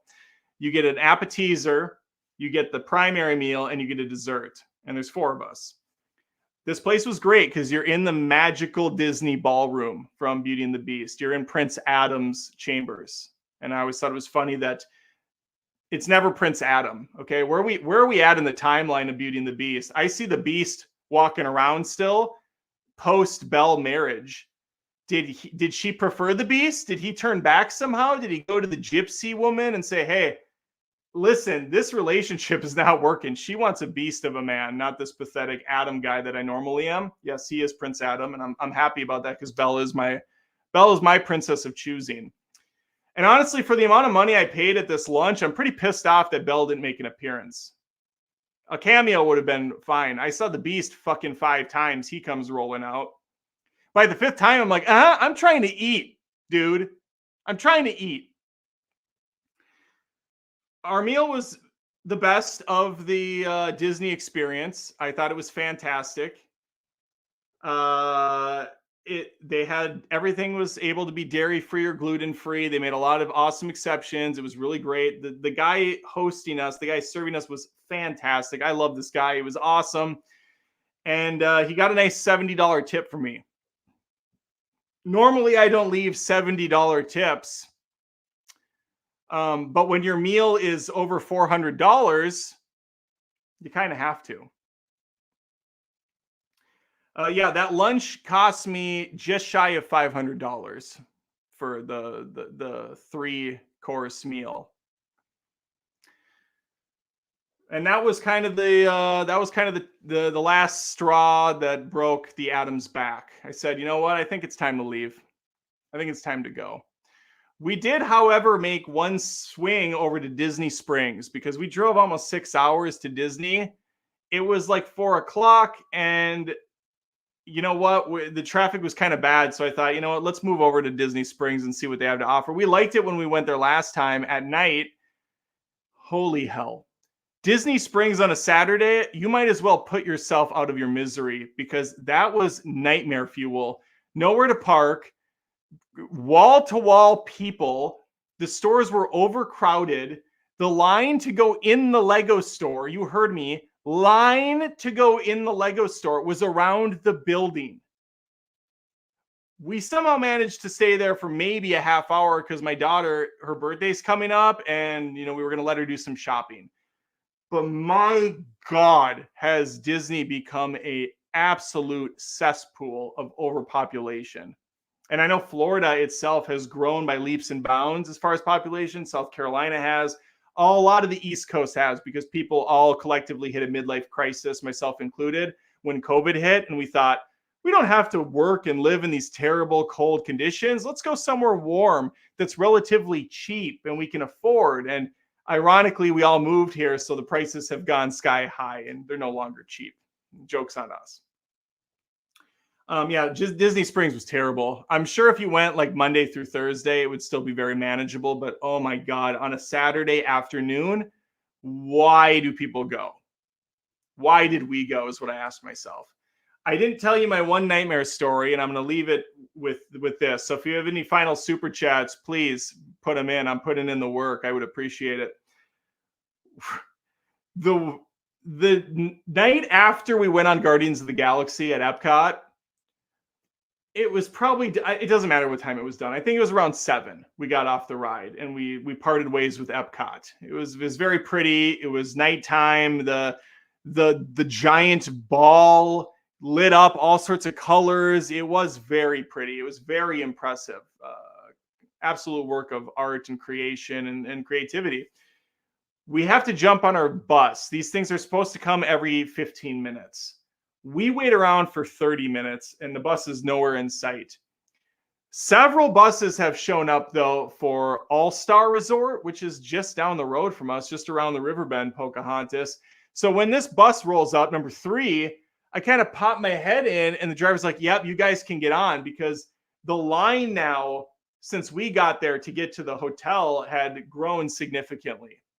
So this bus driver picks us up. It's 95% full of people that are going to the movie park, and there's 1 or 2 people going to the actual All-Star sports complex. We get on, we sit down in the back. I'm in the middle. I got Olivia to the right of me, Lindsay, and Connor, and then a few other seats with other random people. We are tight in there. People are standing now. A woman comes up by us. She's got 2 fucking babies. They're probably, I don't know, 1 or 2 years old. I have no idea what kids are anymore. I've moved past that in my life, trying to figure out ages. They're very young. They shouldn't be out. It's past their bedtime at this point. At 7 o'clock, they should be getting tuckered into bed. They should be relaxing. They shouldn't be overstimulated out at a park with thousands and thousands of people. They shouldn't be going to the park in general, but whatever. That's for each parent to decide. All I know is this woman made a grave mistake, and it's one that I was going to have to pay for. Because when I see a woman with 2 kids, or if I see an elderly person, or just really a woman in general, because, I feel like chivalry doesn't have to be dead. I give them my seat. So this woman comes up here with these two babies. I say, hey, man, why don't you sit down here? And so then there's nowhere for me to go. So I kind of walk down the steps and hold onto a rail down below. We are on this bus for a full hour. We're going 3 miles down the road, and it takes an hour because we have experienced what is Friday night gridlock in Florida, where the bus, for some reason, Disney doesn't have private roads. So the bus has to merge onto the highway and then off again to get down into its little side road to go to the resort. These roads are shared by the general public, and everybody's coming to the parks Friday night. And Disney has a gate at the front that has to check each individual driver's license before they can enter the different park resorts. So this backs up everyone onto the highway. I've experienced asshole drivers in South Carolina. It's known to have some of the worst drivers on the planet. Florida, oh my God, they run us into the ground. We're a joke compared to them. These guys cut off this poor woman driving the bus every single chance they could get. One dude shot out of a cannon, tries to like sideswipe the bus to get into a spot. She's not edging, she's not letting him go. And after a few minutes of him trying to finagle his way in, he just flies up and then straight jet engines across a car, goes over the shoulder and goes around. These people have lost their minds. They've lost their minds.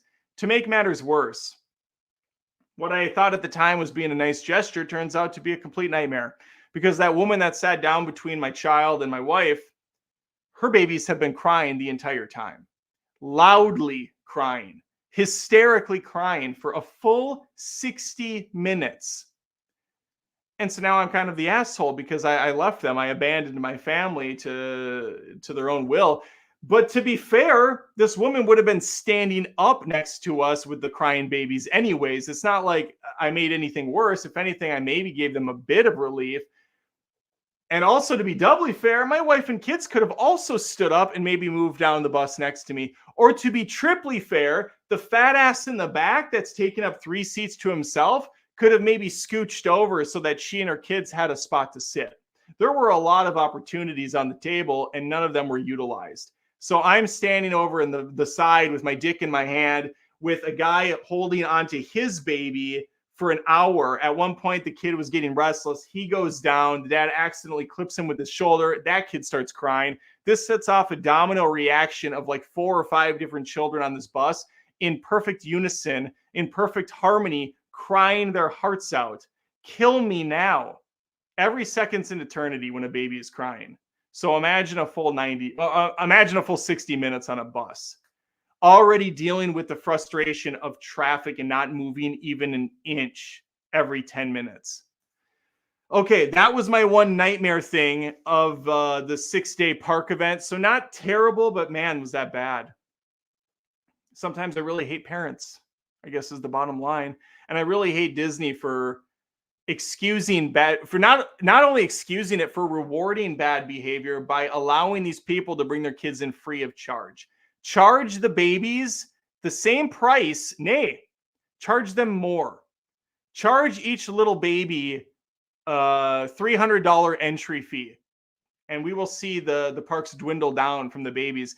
And I can't imagine Disney's going to lose that much money at the end of the day. If anything, they might encourage more people to come to the park that are adults and will spend more money than the mom that's shuckling around 3 or 4 kids by your ankles just trying to get through the day. Everybody wins. Universal somehow has figured this out by, I guess, maybe having more adult-themed stuff. But they all have things to work on, that's for sure. If it were up to me, I would tear most of Magic Kingdom to the ground. I would burn it down, or I would highly rebrand. There's so many properties that are not utilized at all by Disney. Where is Big Hero 6? Tomorrowland's a joke. No one even knows what Tomorrowland means. It's supposed to be futuristic. Give me something futuristic. You have a janky-ass old-school race car track. Rip it out. I want Big Hero 6. You draw in a massive audience with that property. What about Wreck-It Ralph? Where the hell is Wreck-It Ralph? I want to ride. Maybe it's a tower drop. Maybe it's some sort of a ride through the circuits into different retro video games. Maybe you're on a roller coaster shuttle, like you're going through the cable, and once in a while you pop out to an area that's like Pac-Man, and then you shoot through the roller coaster cable again, and then you pop out to Street Fighter. And then, I mean, there's so many things you could do. The sky is the limit for Disney. Why is Aladdin a freaking magic carpet ride? Just a sad, slow-moving carpet. This should be a Cave of Wonders virtual coaster where you are on like a fake magic carpet going through, lava's breaking through, Abu is on the side of the rocks grabbing that crystal, that emerald, Aladdin's with you as you soar out. It could be beautifully animated. Ratatouille did it right. Let's start doing it with some of these other properties. Where's the Lion King? Where the fuck is the Lion King? I want to stampede in the gorge sequence. There's just, why is the Little Mermaid some herky, jerky, janky ass pile of crap ride? Give me some under the sea beautiful stuff. I can't with these people. There is so many opportunity. And again, they have the money. They're making hand over fist. Put a whole entire section of the park under construction, rip it to the ground, blow it up with TNT, keep the rest of the park open. These idiots will still go. You don't even need to drop the price. Just let them go. They're not missing out on anything in Tomorrowland anyways. Rip it out, start over. Or how about go to the back of the park where you have these dumb rides that people are waiting 90 minutes for, like Peter Pan, upgrade that crap. There's so many properties. Open up a new theme park. You own Fox Studios. You could have a Home Alone giant building or a house. You could have the house from Home Alone where people walk through and buy a bunch of Kevin McAllister merchandise. You could have a section that's Alien or Predator. You could have an entire jungle section of your park that's got these cool properties. You could have the Terminator. You have all of this. You own all of this, Disney. Figure your life out. I'm done. Rant aside. All right. Super chats would be great. I'm done with this. I think I said everything I needed to. You get what you make out of anything in life. What you put in is what you get out. I wanted to relive the magic that we had last year. I did not. Did I have a bad time? No. Did I have a great time? I wouldn't say that. But I definitely have fond memories looking back. I don't have any bad will towards Universal. I did not like Cabana Bay. I'm sure at some point it was a great place to stay, but it's not updated anymore. They seem to not put any of the funds into fixing it up. The rooms are atrociously outdated and uncomfortable. Universal itself needs to maybe figure out how to funnel people better into Hogwarts and these different Harry Potter sections, because right now it's a little too overrun and it just isn't as fun as it used to be. The park itself, perfectly fine. I do think Islands of Adventure is weird with what they have chosen to focus their properties on. Also, the Bourne Identity being one of the big shows is also a bizarre choice to me, because the Bourne Identity, I don't think in its heyday was ever like that popular. You have Mission Impossible going on their 7th or 8th or 9th movie. Maybe get that over there. I know that's a Paramount Picture property, but you can get Paramount to sign on. They don't have their own theme park. You could maybe put some funds into that. Update some of your stuff, though, because I'm still saying a year ago, I'm still seeing the same shows that I am now. And I think that's unacceptable. When you're paying that much money, you got to put in the work. Okay, let's go to the Super Chat, see if we have any more, and I'm calling it. We have one more from Shane Lee, 88 for $5, just silence. Maybe there was a super sticker or something attached on YouTube. I don't see it. I'm going to put out the vibe for a second. Take some water, hang out for just a tiny bit. If any super chats come in, that's great. If not, that's fine too.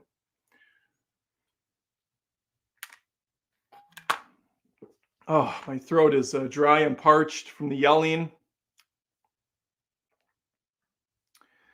We got a $5 super chat from the Blind Mask. Going again this September. Any advice for either parks or which hotel to get? I assume you mean for Universal. We stayed at, I can't remember. Let me see. Universal. Um, Resorts, Orlando. The place we stayed at the previous year was actually pretty solid, and it was a cheaper hotel, nothing amazing by any means, but it was clean. Let's see. Yeah, we stayed at Universal's Endless Summer Resort. I believe it was Surfside Inn. We were hoping to try out Dockside, but for some reason, the lady we went through, I don't know if she just found a better deal with Cabana Bay. So we didn't do Dockside, but they're basically the same. They're the same resort, I think, kind of just in different areas. I would recommend Surfside Inn or Dockside Inn. I think I stayed at Surfside. Very clean. The rooms were nice. They were cool. Easy to jump from Surfside to the parks. That was a good time. Definitely would go back there. And again, these aren't like premium amazing hotels, but they got the job done. Any advice for either parks? Obviously, you do get the 1 hour early access to get into Islands of Adventure. Now, the rub here is the park opens at 8 for early access people and then 9 for everyone else. 8 o'clock translates you to getting up at probably 6:30 a.m. Get yourself a coffee and get your ass on the bus. If you're going from Dockside or Surfside, plan on it taking 15 to 20 minutes just to get onto the bus and get over there. And then you have a good, I'd say 20 minutes to get from that shuttle through the security section. Security is pretty light that early in the morning. We actually tried going a little later on the last day, and oh my God, I didn't realize there was massive lines to get through security. So definitely get to the park at gate open at early access, and you'll have an easy time getting through security. And then you have to walk down that long pavilion, obviously, to get to the park, but you'll have no problem doing that then. One other thing that I didn't realize, we made this mistake both years in a row. Since we went through like a person that represents Disney and Universal, like a third party who can find you better deals, we didn't have like the official tickets. We just had the email confirmation. If you do it through someone, you actually have to go up to the ticket booth and have them print out your tickets. Or I don't know how else you do it, but that's how we had to do it. And both years we forgot this. So we stood in the line waiting for that early access gate to open. And then we got up there and realized, oh shit, we don't actually have any sort of, identification on our phone outside of an email confirmation. So we had to get out of our line, go to another area, then go back in. So we lost like 10 minutes of early access and prime spots in line to go on rides. So just make sure you have those cards somewhere on file. Robbie214 for $4.99 says, hey, Adam, got here later, but we'll watch tomorrow. Just wanted to show support. A Mission Impossible part in Universal would be sick. Oh, man, it would be so awesome, Robbie. Even if they just swapped out the Bourne Identity stage performance, just imagine Ethan Hunt, them recreating the kind of the drop down into the terminal room, accessing the computer files. They could really kind of chronologically go through the movies at some of the major set pieces. The campy John Woo motorcycle fight on the desert could come up. I'm telling you, that Bourne thing is really impressive what they do. So they'll have a real actor pretend fighting like 2 or 3 other real actors, but then the entire background is digital. Only occasionally will there be something in the foreground for him to hop on, like a building, a swing around, or he'll be on an actual motorcycle sideways, and the screen will be going. So it'll look like he's driving next to the screen. And it's so cool because they will rotate his motorcycle. It's standing still, but they will rotate him at the same exact time as that screen is moving in 3D. So it will look like he's actually curving around a road, kind of like how they do a lot of the new Mandalorian and some of those new effects. I was blown away by it. And so seeing them taking that and doing it with Mission Impossible or John Wick, imagine John Wick. That could be so great. But the Bourne movies are fine, but it's just kind of weird thing to use. All right, Kyle Nelson for $1.99. Thanks, Kyle. How much was the Wi-Fi and bottled water? I assume you're somewhat joking. There was no charge for Wi-Fi at the hotels or the parks. The Wi-Fi was surprisingly free, as far as I knew. Bottled water, you're going to pay about $3.50, $4. I did notice some of the kiosk prices were different, and I think, don't quote me on this, but there are two restaurants on the Harry Potter side. There's the Three Broomsticks, and then there's it's not Hogsmeade, I don't think. Maybe it is Hogsmeade. Hogsmeade, we'll go with that. No, is that the name of the town? Is the town Hogsmeade? And then there's the boar thing. I'm conflating a couple.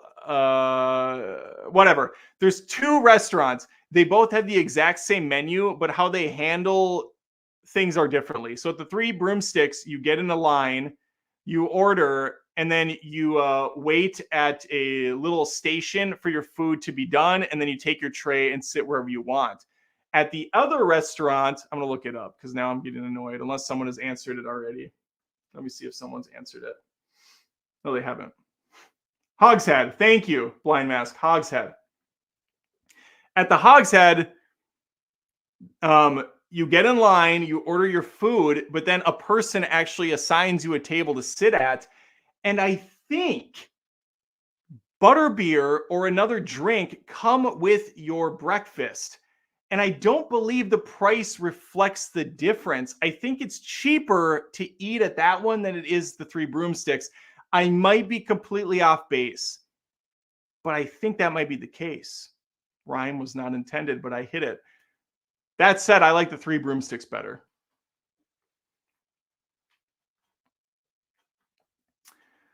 Brian Babin for $10. Thank you, Brian. What up, Adam? Brian, not much. I'm back in the swing of things. We're talking theme parks, the pros and the cons, mostly the cons when it comes to Disney. Although I do like Epcot a lot. We're just getting back into the swing of things. I'm catching up on work since I took a full 7 days off. And I got a lot of stuff for the channel coming up that I'm excited about. Plus, Megacon's just around the corner.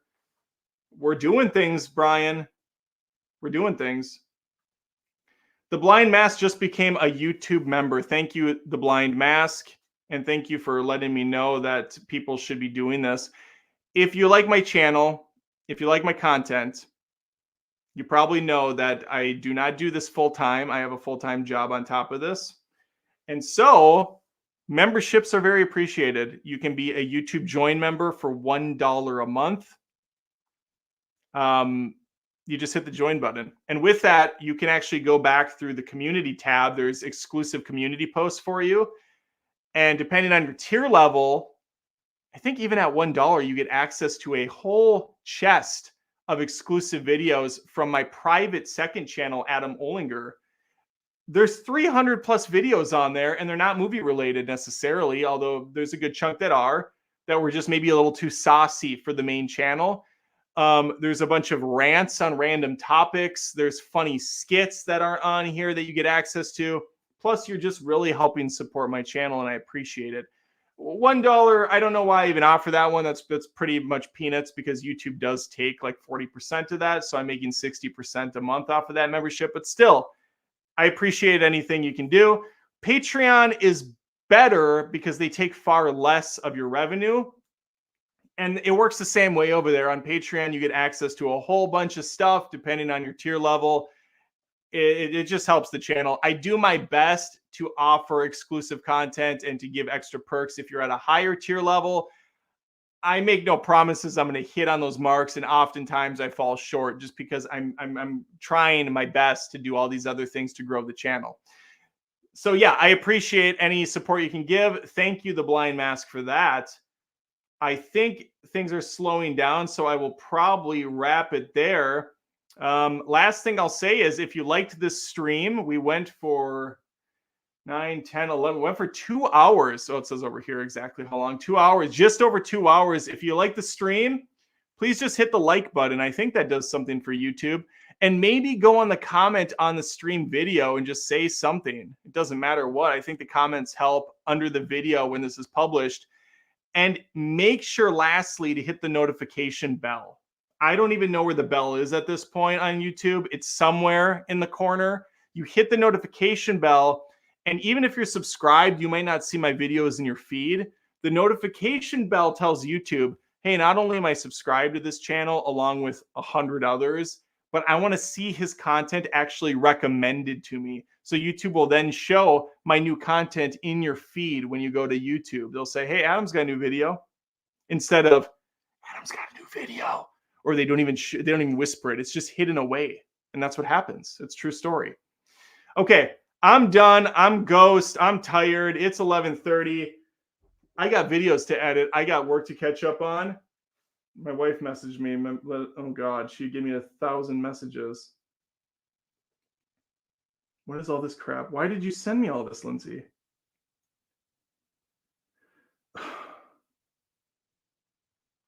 My wife sent me like all these stupid freaking movie costumes. Why? Okay, I'm done. Thank you guys for watching, and I'll see you next time.